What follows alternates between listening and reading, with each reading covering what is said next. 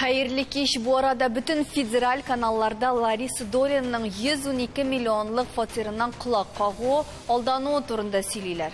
Federal derecedeki yıldızlar da şimdi karmakka elekkeş, üzün nişik indi elekmisin degen sorular tuva. Maşinniklarda künden gün yana formalar oylap taba, hemşinin de günlerden bir gününü senin işinge de şimdi aldavşı işik şakısa, onun aldavına elekmez degen nindi garanti var. Şu hakta sileşip alayı konaklar bilen. Aldavşılar da orta deyip eytelabız mı bu ülkende? Baksan mı bunun turunda biz gün sayın diyerlik söyleşebiz, gün sayın diyerlik haberler kilip irişeyme ama barber aldanalar. Niye için? Sizden başlayalım statistik malumatlardan. İsemsiz, bu yılın 7 ayına 2487 cinayet işi Türkiye'de. Tatarstan boyunca? Yok, Kazan boyunca. Bu hali Kazan boyunca. По Татарстану цифра, естественно, выше.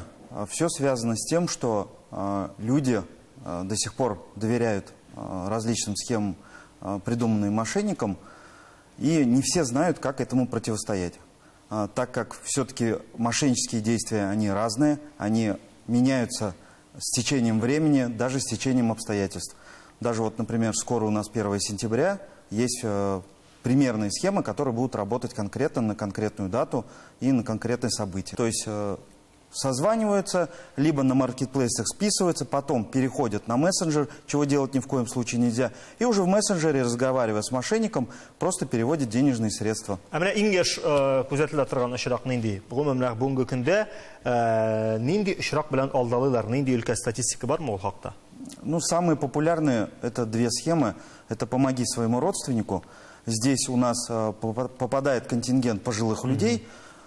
Схема очень простая. Поступает звонок от мошенника пожилому человеку. Там говорит мошенник со сленгом полицейского, например, да, или другого сотрудника правоохранительных органов, и говорит о том, что ваш внук или сын или еще кто-то попал в беду, значит, для решения вопроса нужны денежные средства, посылает туда курьера, и бабушка или дедушка отдает ту сумму, которая у нее есть в наличии. Бақсан, онығы шул фатирда икінші бөлмеде юқларға мүмкін. Бақсан, онық бұлмасқадан кейін шалтыратылар, сіздің онығыз ауыр қалғы әлекті деп тіге бейтеміз. Мен онығым жоқ, онды шырақта оларға мүмкін. Хам икінші схемында? Самое популярное второе место, которое занимает, это звонки от сотрудников банка. Также сленг банковского работника. Определенно, значит, есть рассказ о том, что мы вам поможем, ваши денежные средства сейчас оформляются в кредит или есть непонятные переводы. Есть определенные стоп-слова, которые, когда вы слышите, необходимо разговор прекратить. Это, например, мы переведем ваши денежные средства на безопасный счет. Понятие безопасного счета или зеркального счета вообще не существует. Если вы слышите эти слова, трубку надо положить. Ну вот два самых популярных. Аңлар үшін генә, мондай ситуация тормышта бір қарағанда булу ихтималы аз битинде, былай шалтырата алама реаль банк хезмәткәрләре, сезнең счетыгыз тегеләй итте, былай итте. Менә тормышта ул гадәттә ничек була? Банк хезмәткәрләре мондый сораулар бирмиләр, алар сездән код килде, шундый кодны әйтегез, пин кодны әйтегез дип андый нәрсә сорамыйлар, әлбәттә. Алар сорарга мөмкиннәр, менә сез шундый счетка шундый не күчердегезме? Сез әйтәсез юк, алайса без сезнең блокировать итеп торабыз сезнең нигезне, килерсез безнең отделениегә, шунда сөйләшербез дип. Ниндидер мәгълүмат сорарга тиеш түгел, шын банк хезмәткәре. Шул кодларны, ниндидер номерларны сорарга хакы да юк аның. Bu схемаларга бит инде байтак вакыт. Без студиябызда да берничә кат очрашып сөйләшкәнебез бар. Һәм кешеләр һәр вакыт менә бу кармакка эләгә. Бу нәрсә белән бәйле дип уйлыйсыз? Кайсыгыз җавап бирә алыр икән? Кеше колагын аша уздырып җибәрәме мәгълүматны? Зөбәйдәхан. Яисә мошенниклар һаман ничектер тагы да ышанырлык итеп сөйлиләр. Ышанырлык итеп сөйлиләр, мошенниклар да, кешеләр дә үзгәрде хәзерге көндә. Бу мошенникларның саны арту, ул хусуси милек турындагы закон кабул ителгәннән соң күбәйде инде. Аңа кадәр минем 50 еллык эшләрем бар бит инде адвокатурада. Ул эшләгән вакытта, элекеге советлар чорында эшләгән вакытта, без ул вакытта Россия Федерациясының РСФСРның Җинаять кодексының 147 маддәсендә каралган иде моның өчен җаваплылык. Һәм бу эшләр безнең практикада сирәк очрый торган эшләр иде. Чөнки ул бары тик гади көнкүреш вакытларында көнкүреш вакыйгалары булган вакытта гына килеп туа торган әйбер иде. Теге яки бу кеше үзенең якыныннан яки дустыннан тегенди бурычка акча алып торып, расписка язмыйча гына мин сиңа хәзер кайтарып бирәм дип, уларны кайтармаган вакытлар була торган иде инде. Аннан соң анда зур суммалар турында сүз әйтелми инде, ул вакытта андый зур суммалар юк. Мошенниклар матдәсе инде ул хәзерге көндә 159 матдә, аның үзендә генә дә 6-7 ашым килмәгәре бүлек бар инде. Һәм аның кырыенда тагын билгеләре белән 6 билге белән әле төрле өлкәдә булганнары, кредит өлкәсендә булганы, электрон өлкәдә булганнары һәм дәүләт тарафыннан түләүләр вакытында булган җинаятләр һәм башкалар. Менә минем уйлавымча, мин бик күп бу турыда уйлаганым бар. Бүгенге көндә мин бик аз вакытта гына закон катгый түгел дип әйтәм. Бүгенге очракта мин әйтәм, бу мошенник статьясы буенча алдалау юлы белән кеше милкенә хуҗа булып, шуларның җавапка тарту маддәсе буенча бездә җитәрлек дәрәҗәдә катгый түгел закон. Кулын кисәргә кирәкме? Кулын кисәргә кирәкми. Шариғат буенча. Менә элекеге 140 маддәдә иң авыр яза 10 елга кадәр иректән мәхрүм итү иде. Урланган әйбернең күләменнән чыгып, ул вакытта уйлап карагыз, урланган әйбернең күләме хәзерге миллионнар түгел инде ул. Ул 10 мең менән иң зуры 93 маддә бар янда. Иң зуры аның 10 меңнән арткан, 10 мең һәм 10 меңнән арткан дигән сүз. Ул бер Волга машинасы дигән сүз. Менә шул бер Волга машинасы хәтле әйберне алдалау юлы белән тапкан, алган, урлаган җинаятчыга хәтта ату җәзасы каралган иде 15 елга кадәр. Бүгенге көндә без хәйләкәрлек юлы белән кешеләрнең акчасын алучыларның маддәләрен карап чыксак, барысының да иң югары җәзасы санкциясе буенча 10 елга кадәр. Менә бу маддәләрдә конфискация дигән җәза каралмаган. Ягъни әгәр дә конфискация дигән җәза каралган булса, зыян күрүчеләрдән гариза керү белән, әгәр дә шундый җәза каралган булса, әле аның гаибе расланганмы, расланмаганмы, ул турыда сүз бармый. Ләкин шулай да бу гариза кергәннән соң тиз генә эш кузгатып, тиз генә аларның милкен конфискацияләргә мөмкин. Аларның калган милекләрен әле дә алалар. Ләкин ул бик узак юл узганнан соң гына бары тик китергән зыянны күтәрү, каплау ягыннан чыгып кына эшләнелә һәм узак юл.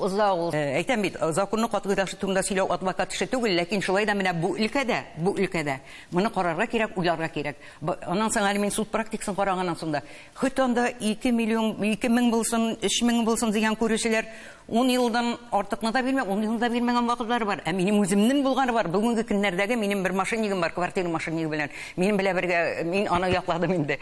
Ул әйтәм, ничек инде син шушы әйбәт кенә яшәп яткан җиреңнән шулай төрмәгә кирип утырырга исен. Дөресен әйтимме диде мәгълүм. Дөресен әйтәләр. Бу бит ладно иң күп бирсәләр 10 ел бирерләр инде ди. 10 ел бәлки бирмәсәләр дә 7 ел бирерләр, 8 ел бирерләр ди. Минем ди аннан чыкканнан соң дәхәтләнеп киптереп яшәрлек акчам бар ди. Һәм алай гына да түгел, бу бит әле аеруча куркыныч җинаятлар хисабына керми. Һәм шуның хисапка кермәгән аркасында ярты сроктан яхшы гына эшләп чыкканнан соң аны чыгарып җибәрәләр. Менә шуның бер сәбәбенең берсе менә шул. Бу турыда уйларга кирәк. Ләкин катгылаштырганнан соң әле аны бит тотасы бар. Бүгенге көндә менә шул телефон шалтыратуларда, интернеттан гына мошенникларны тотып үтереп булабы соң. Большее количество преступлений — это дистанционные преступления, не контактные. То есть, когда это происходит на расстоянии.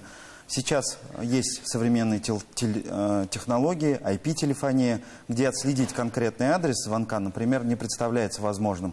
Однако у наших сотрудников полиции, а у нас есть отдел по IT-мошенничествам, есть выезды и командировки в другие регионы России, откуда таковых мы привозим сюда. Если мы говорим о дистанционных мошенничествах, да, звонок произошел, человеку все сообщили, ну, например, возьмем, помоги своему родственнику. Бабушка готова отдать денежные средства, но кто-то их должен передать от бабушки до мошенника. Здесь мошенники придумали так называемых курьеров. Это люди, которых они нанимают через один популярный мессенджер и предлагают им забрать определенную сумму, 10%, допустим, отдают им и дальше переводят. Вот курьеры, они задерживаются довольно-таки часто. Как правило, курьер существует Ну, где-то 3 дня, например. Тегеләр белемичә дә калырга мөмкиндер. Бу турыда сөйләшүне дәвам иттербез. Безнең реклама, аннан соң әле фатирларга да бер күз салып алырбыз.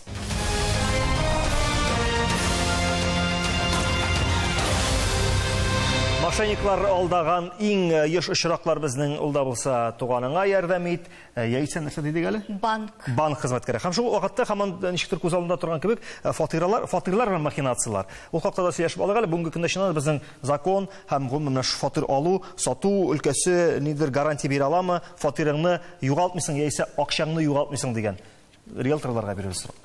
Рәхмәт, исәнмез, хәерле кич. Фатир бүген көндә иң авыр мәсьәләдер инде алу, сату име. Без новостройкаларга килсәк, яңа фатирларга, яңа йортларга, анда миңа калса, куркынычсыз юк дип белмим. Чөнки анда безнең закон буенча искрой счетлар име, анда безнең кешенең акчасы, ипотека алса, я наличный акча белән име, квартираны инде. Аның бөтен акчасы застройщикка күчми. Ул акчасы аның банкта. Без әйтәбез, банкта замораживается искрой счетта. Без менә вторичка өлкәсенә килсәк, монда, конечно, катлаурак, монда авыррак. Мәсәлән, бер статистика бүген менә күзем төште, эшләгән вакытта име, безнең мошенниклар вторичкада бик яхшы эшлиләр. Менә 5 ел эчендә 50% кара риэлторлар дип әйтәбез инде. Кара риэлторлар 1 ел эчендә законсыз әйләнеш где-то 3 миллиард сумга хәтлек җиткән. Гади кеше күп очракта нечкәлекләренә төшенмичә кул куярга мөмкин. Менә аның артында ярдәмчесе булмаса. Профессионал кешеләр белән сделканы барсан, ягъни юристлар, я нотариальный сделка булса, я профессионал агентстводан синең ярдәмчең булса, онлайн төшенчелеп, бөтенесен кредитный договорларыңны нинди бәя, аннан соң игътибар иттек, нинди расчетный счетка сезнең обязательно акчагыз күчәйме?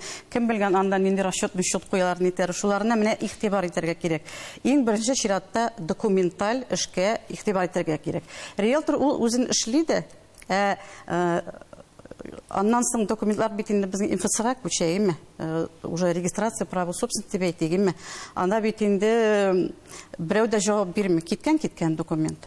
Менә шулар булмасын өчен бүген көндә именно бу шушы вторичка өлкәсендә мин менә кешеләргә үземнән мөрәҗәгать итәргә. Үзегез булдырмасагыз, үзегез шикләнсәгез, шундый сделкалардан шундый мошенникларга очрамасыз өчен безнең хәзер интернет бар, сайтларга кереп, безнең алдынгы бар агентстволар Гади генә әйтеп әйткәндә, үзең тотынып эшләмә, профессионаллар белән эшләп. Профессионаллар да бит ышанган гына профессионаллар булырга тиеш. Тагын бер коллегам шулай өстәп, тагын бер төр турында әйтеп китәсем киләдер иде. Безнең хәзер бит менә бу дәүләт усугы безнең сайты бар. Менә шул госусугы дип әйтәбез үзебезнең телендә. Хәтта аның аша да менә бу милекләрне күчерү дигән практика бар.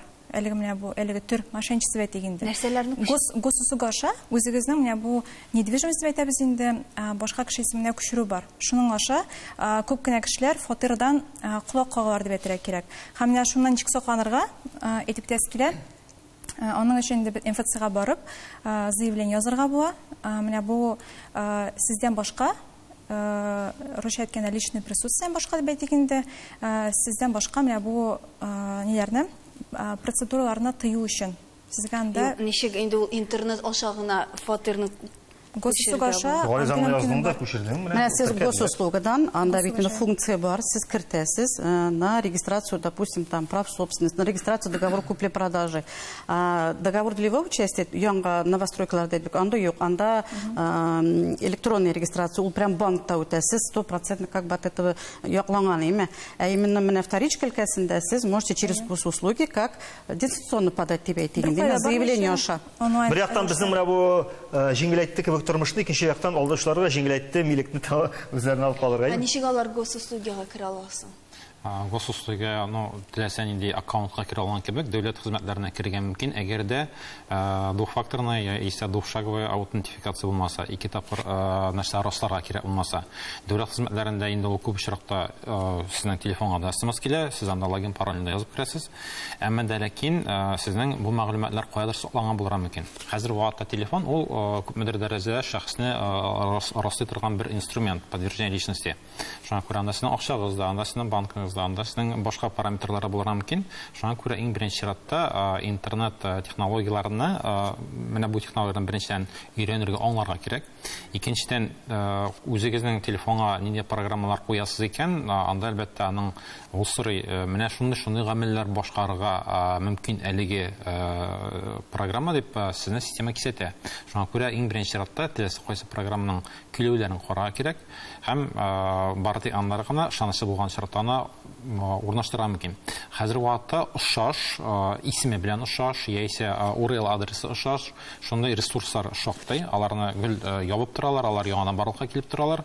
Әмма дә ләкин әгәр дә игътибар белән исемен укымасаң, ссылканы сылтамасаң, анда адресын бер ияләшкән тизенә басып кирип китәсең икән, син аңа ошаш алдау сайтына кирип китәргә һәм үзеңнең логин парольләрне башка мәгълүматны икенче җиргә, шул мошенникларга тапшырырга мөмкинсең.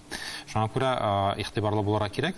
Шундый социаль сетьләрдә, мессенджерларда анда сезнең инде була шул двухшаговая аутентификация, аларны шулай карарга. Иренмәгез, үзегезнең программада нәрсә бар, нинди килүләр торган.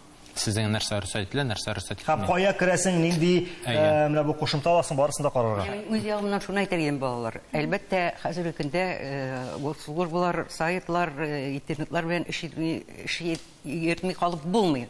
Ул барачак, ләкин бит фатир икенче, тем более вторичное жилье дип димә, икенче фатир сез көн сайын сатып тормыйсыз бит аны. Ул бит айга, елга, 10 елга бер мәртәбә булырга мөмкин. Шулай бит.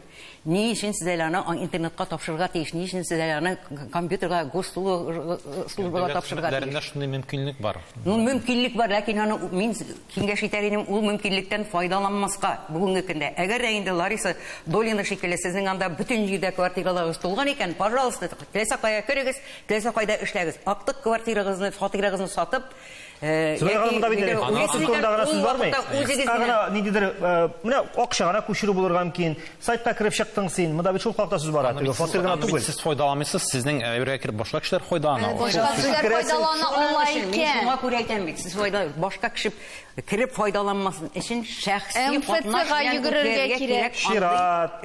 Без бит тормышны җиңеләйтү турында сүз бара. Инде җиңеләйтү ул. Алар җиңеләйдеме бүгенге көндә?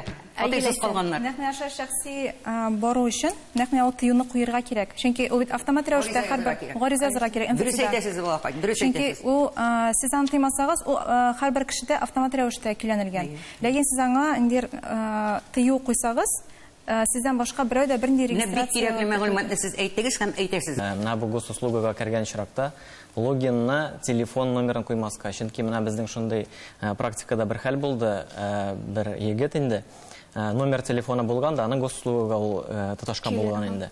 Ул номер телефонын алмаштырган да, аның госуслугада шушы номер калган бит инде. Ул анда автоматически заполнение белән шулай торган.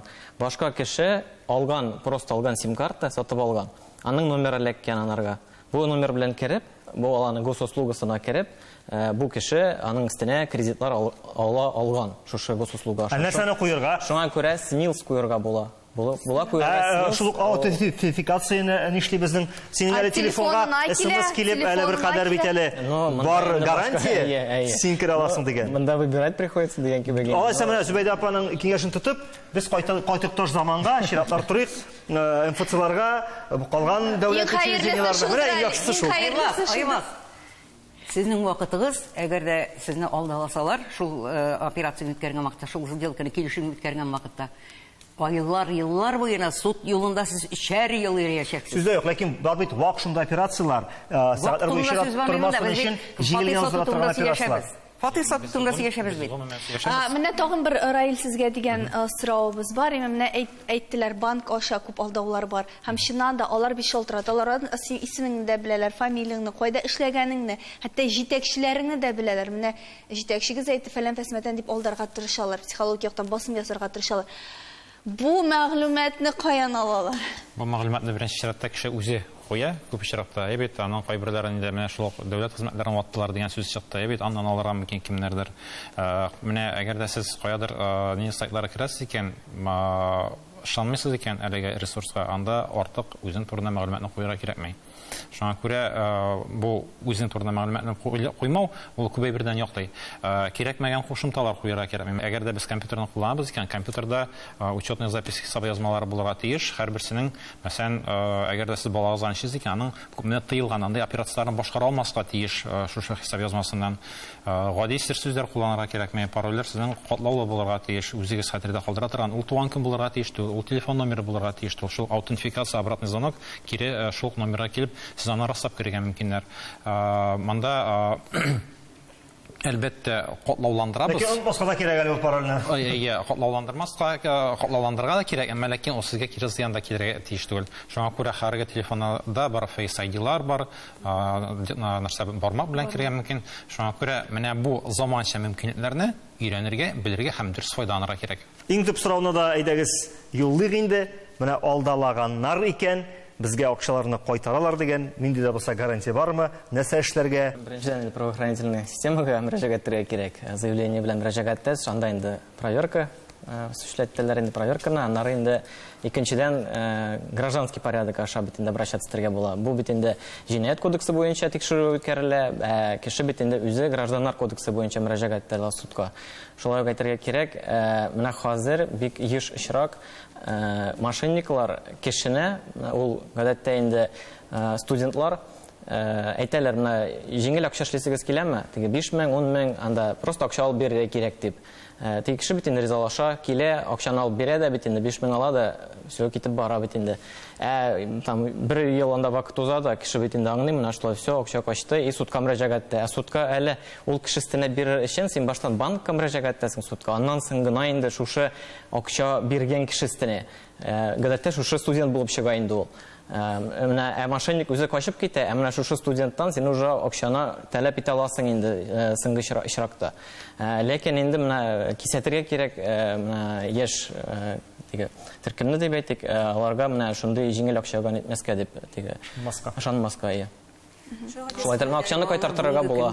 Бу мошенникларның шундый төре барлыкка килде, ул безнең үзебезнең кем әйтмеши родной мошенниклар гына түгел, Украинадан торып, бөтен көнбатыш илләре белән ясалган зур шундый технология белән эшләнелгән мошенниклар бит әле күбесе бүгенге көндә. Бу турыда онытырга ярамый. Шуңа күрә Айваз син көлеп әйтмә, алай дип әйтеп, элекке заманга кайтырга өндиз бәйдәп әйтеп, алай дип көлмә.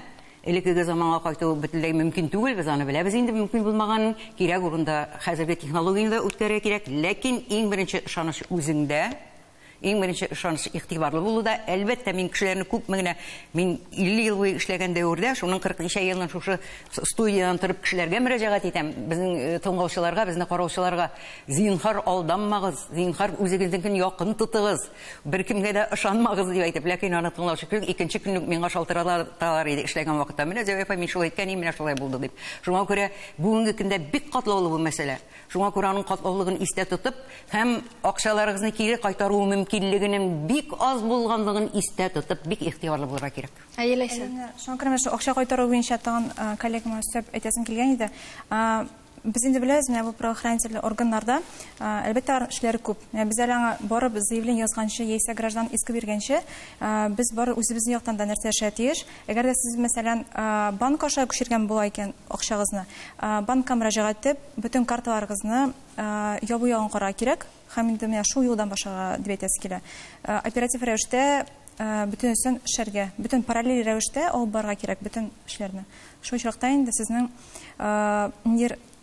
шанс бар дип әйтергә кирәк. Чөнки сез инде заявление язып көтеп кенә ятасыз икән, вакыт та сузыла, инде ул мошенниклар да инде аякларына юып китә дип әйтергә кирәк инде. Сән тота да алмаска мөмкин уларда. Инде банкка мөрәҗәгать итсәгез, иң беренче рәвештә бәлки акчагызны шунда ук кайтарырга мөмкин булыр. Менә шулай әйтергә кирәк.